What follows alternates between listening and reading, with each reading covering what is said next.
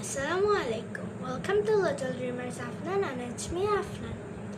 তো আমরা যেহেতু জানি যে আমরা রমাদানের শেষ 10 দিনে চলে এসেছি, তো এই শেষ 10 দিনের মধ্যে যে কোনো একদিন হবে লাইলাতুল কদর।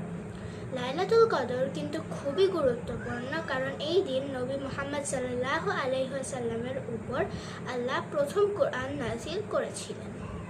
লাইলাতুল কদর খুবই স্পেশাল, কারণ লাইলাতুল কদরে যদি আমরা আল্লাহর কাছে ইবাদত করি তাহলে আল্লাহ সেই ইবাদতের সোয়াব হচ্ছে 1000 দিনের অথবা তারও বেশি, মানে অলমোস্ট 83 ইয়ার্স মতো হচ্ছে আল্লাহ কাউন্ট করবে সেই সব।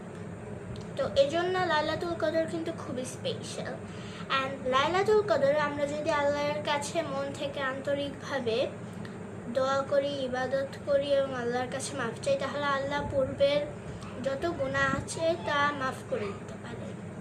লাইলাতুল কদরে অসংখ্য ফেরেশতা পৃথিবীতে নেমে আসেন, তার মধ্যে অ্যাঞ্জেল জিব্রাইল আলাইহিস সালামও থাকে। লাইলাতুল কদরে মানুষের পাশাপাশি অ্যাঞ্জেলরাও বা ফেরেশতারাও আল্লাহর কাছে ইবাদত করে। তো লাইলাতুল কদর হচ্ছে এমন একটি রাত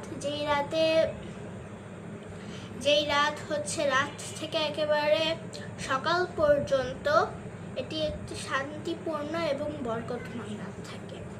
লাইলাতুল কদর এমন একটি বরকতময় রাত যে রাতে আমরা আল্লাহর কাছে ইবাদত করলে, মাফ চাইলে এবং দোয়া করলে আল্লাহ তা অনেক গুণ বাড়িয়ে দেন তার সওয়াব।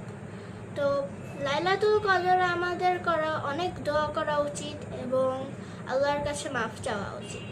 লাইলাতুল কদর আমরা যদি দোয়া করি সেই দোয়া অবশ্যই কবুল হবে, as I know.